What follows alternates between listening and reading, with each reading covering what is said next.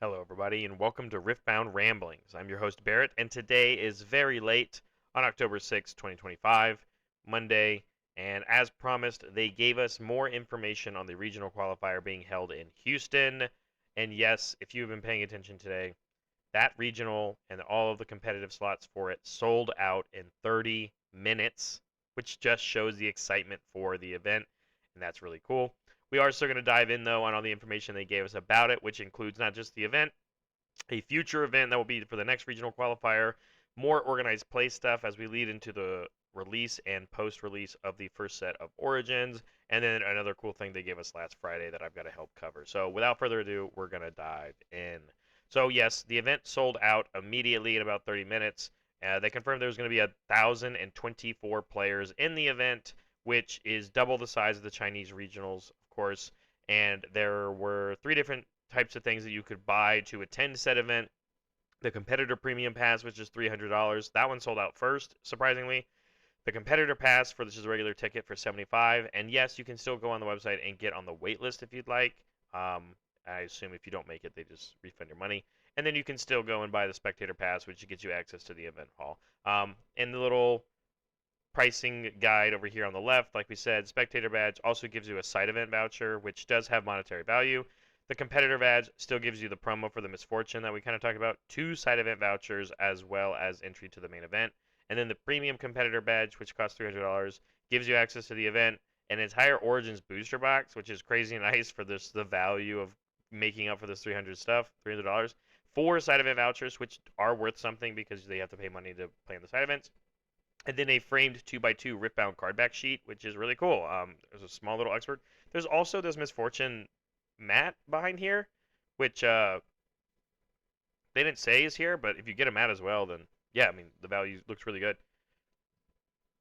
Moving on, they also gave us a breakdown for the pricing of the actual event.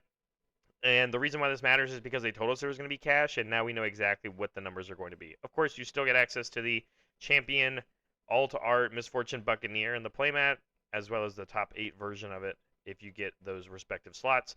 But we also know the past pricing is first place is going to get $6,000, second place $3,000, third through fourth $2,000, fifth through eighth 1,000, ninth through 16th $500, 17th through 32nd $250. So again, if you got the $75 entry ticket badge and you get 32nd place, you do go home with a profit, which is nice. In addition, they told us the best of pricing has been confirmed, and they told us exactly what you're going to be getting.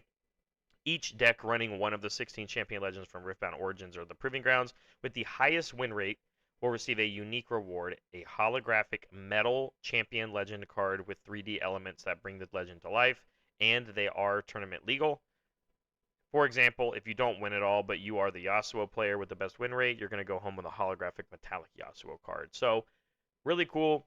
If you want to show up with Garen and you are the best Garen in the entire room, you're going to go home with at least a metallic holographic Garen card, which is worth something, right? So you can pay your money and still do well, and you have fun playing your favorite character. If you do well with it, you can get this prize. Of course, there's only 16 legends, so as this gets expanded further and down, maybe there's a better chance for people to get access to this. But this even means that if you're the best Kaisa in the entire room, which there's a world where if you're the best Kaisa in the room, then you might win the whole event, or you have at least some of this money that's going to go home with you, and you'll also get access to this metallic Kaisa, so they probably will be sought after deeply. They also gave us information on the side events. There's a pre-regional challenge on the Friday before, which there is even a round 1 buy that for you to win for literally the next day, which is really cool. There's going to be premium sealed across all 3 days. I don't know what that looks like because I don't know what sealed Riftbound looks like rules-wise and how that even looks like, because it wasn't really, the first set wasn't designed to do that. And then Saturday and Sunday there will be Conquest, which is you bringing 3 decks, and with depending on what the rules of the format, it's either going to be that you have to win with all 3 of them in a best of 5, or you have to bring 3, one of them gets banned, and you have to win with both of the other ones. So we'll see exactly what that looks like. But I know some people like this format. And then on-demand events all 3 days, including standard, 2v2 teams, free-for-all, etc. And they said there will be more side events as well. But there's more than that is also coming. I'll break down more of this event as they give us more information on the convention itself, because they are very much treating this like a celebration convention style thing. It's not just playing cards. It's, there's dealer booths, there's going to be a trading area, a free play area, and a prize wall to use with all these tickets. But if you go look on the website, it talks about things like panels that will be happening, meeting developers, celebrities, content creators, and such.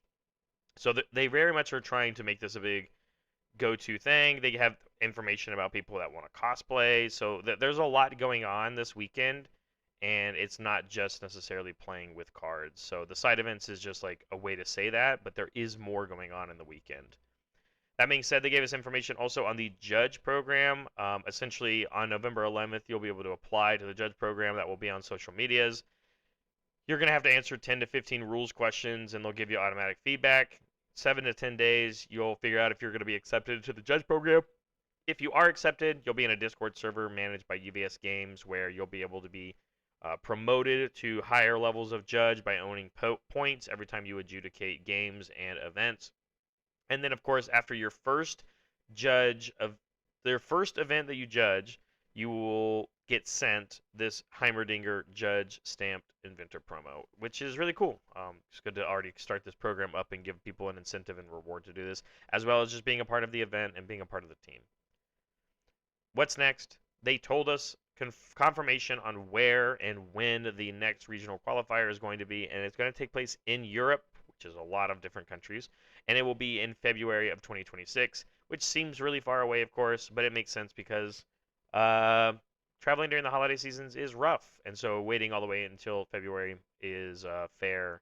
That being said, I know UVS Games has a World Championship for Universus, their other game that they have, so I'm not sure if it will overlap with that one, but there's plenty of other weekends in February. They'll figure it out, I'm sure.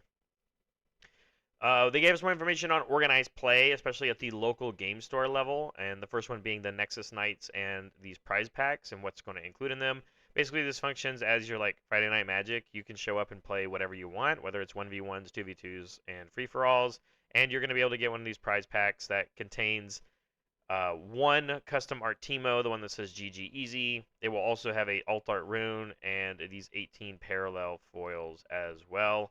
So the cool thing about this is that you're going to be able to get foil versions of these cards that do see play, right? Here alone, there's like Shielded Poro, there's Daring Poro, those ones, stack to deck. These cards are good. Challenges on here, Void Seekers on here. Like, I think these cards are going to have value, especially the ones that see high level play.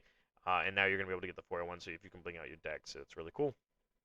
On top of that, there's Summoner Skirmishes. These are essentially the ones that you can earn your like round 1 buys at the regionals. So between November 24th and December 28th and December 29th and February 1st, you will be able to earn first round buys of the next regional qualifier you attend, as well as these cool Tryndamere promos for participation, and then they go up to top 8 versions and champion versions, as well as Blitzcrank promos for top 8 and the champion, as well as the mat for Blitzcrank as well. And Blitzcrank's a good card, so I think these might be worth something.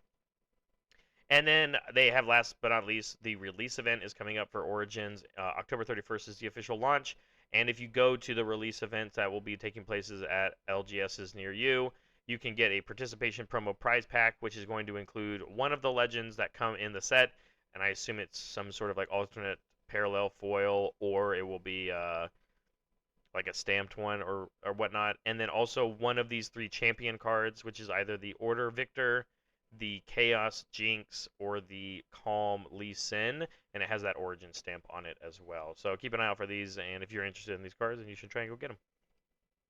And then last but not least for today, on Friday last week while I was gone, they gave us the official domain combinations for all of the legends that will be in Spirit Forge, the second set for Riftbound, which confirms that there's 12 legends within the set. Not just by the question marks, but also by the amount of combinations. So we're going to do a quick little guessing game, at least for the 7 champions that we know are officially in it. And then I will keep this image on closely, because the more legends they reveal to us, we're going to try and plug and play and see where things fit in. So we already know where 2 of these go. Fiora and Rumble, we already know it because they have a deck that comes with them, and on the deck they tell us which of those domains they are. We know that Fiora is going to be Body and Order, and we know that Rumble is going to be Mind and Fury.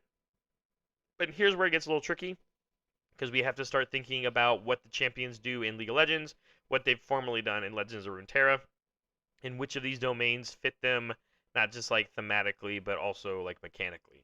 So Draven, I've already said in the reveal video last week that I think he could be Fury Order, but I think I'm gonna go ahead and put him in Fury Chaos. I think that's just probably where he's gonna end up. It's gonna be Fury of some sort, I can only imagine. But as we kind of break down the rest of these, I think that's where he belongs. Next up is Ezreal. I think he could go anywhere that has Mind on it, like Mind Chaos could be it, but I do believe he might do something similar to what Lux does. So Mind Order is where I'm gonna put him. Just doing different spell slinging type things as Lux, not necessarily relying on these how much they cost. Next up is Irelia, and I've been talking about her a lot because I initially just like I look at her and I go, oh, I think she's just gonna be Calm Body. So it's really hard for me to say that and not put her in Calm Body. So that's exactly where I'm gonna slot her. Ornn is my biggest wild card, but just going along with how Volibear functions, and he's just another like god-like sort of entity in the realm of League of Legends. I am gonna just kind of cop out and put him in Fury Body, but that one I'm not so confident in at all. And then that leaves with Lucian, and as you kind of see, as I've filled in all these other ones, I do strongly believe that Lucian could have Order, but I also strongly believe that Lucian could have Fury. So Fury Order is where I'm going to put him for now. I think this can change and backtrack, as I think there's a world where they could give him Calm Order, but man, Lucian with Calm would be a real big weird disconnect for me, but I don't think it's necessarily bad. But that being said, these are where I'm going to put these right now. This still leaves us with 5 open domain pairs. We don't know who's going to be potentially a Calm Order champion. We don't know who's going to be a Calm Mind, a Mind Chaos, Body Chaos, and a Calm Chaos. So it's kind of exciting, but we're going to get some more of these legends revealed to us relatively soon within the next couple of months. That's going to be it for today's video, though. Thanks so much for watching. If you like what I'm doing, go ahead and subscribe to the channel so you never miss any videos. Of course, give a thumbs up to this one if you were able to get your badge. And of course, comment down below if you are excited to go to Houston. I'm going to do whatever I can. I'm going to be there regardless, even if I'm playing or not. And by that saying, I'm not actually able to play because I do work for UVS Games. But I am going to be at the event because I would like to either work it with my fellow coworkers, or I'm going to be there just to help spectate and play in some side events along with you all in Riftbound. Thanks so much for watching this video, though, and I'll see you in the next one.